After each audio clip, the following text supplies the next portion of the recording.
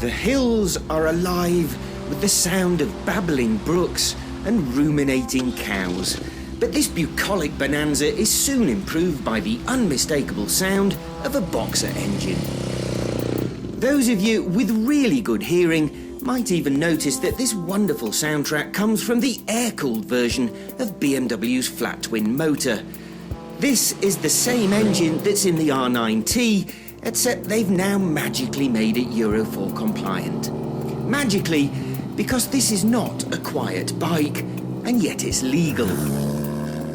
This is the new Scrambler version of the R9T, an off-road inspired throwback that joins a growing list of retro scramblers from the likes of Ducati and Triumph. It's a hipster machine, but with the engineering to match the fashion statement.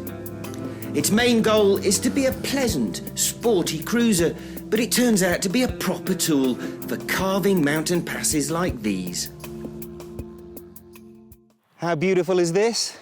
We've just crossed the German border from the Bavarian part of Germany into Austria, and this area is called Tyrol, and as you can see, it's the most mountainous, most glorious part of Austria, and you couldn't probably find a better place to be debuting this bike. So what is it? I mean, if you look at it, it's an R9T, isn't it? Plain as day. So what do you have to do to change an R9T into an R9T Scrambler? Pretty easy, really.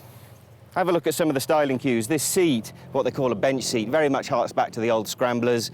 You need to change the riding position, so the foot pegs, they've been moved down a bit, backwards a bit, giving you a more roomy riding position, thanks in main to this, the higher raised handlebar.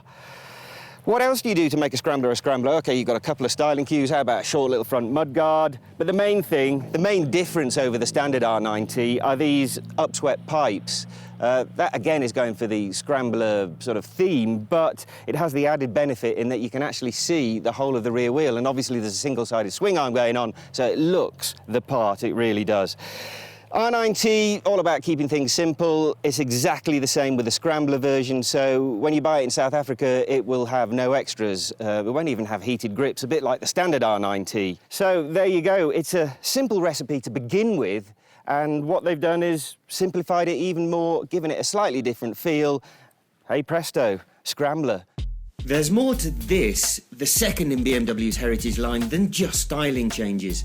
To make room for a larger 19-inch front wheel, the forks have been kicked out a bit, which in turn makes the wheelbase a bit longer.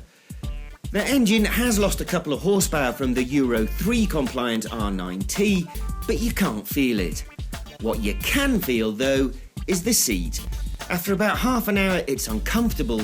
After several hours riding, I felt like I might actually need surgery.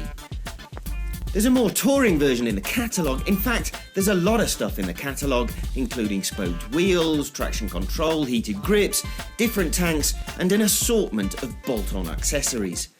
Having so many optional extras is good because it means the standard Scrambler is more simple, and that means it's more affordable. I spent a lot of the two-day launch ride admiring the scenery. Really, I did.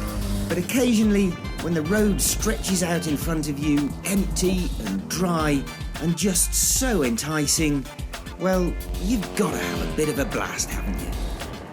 On these 2 days, with their mixed weather conditions and fiddly little roads, I genuinely can't think of a bike I'd rather be on. Apart maybe from a Scrambler with a touring seat.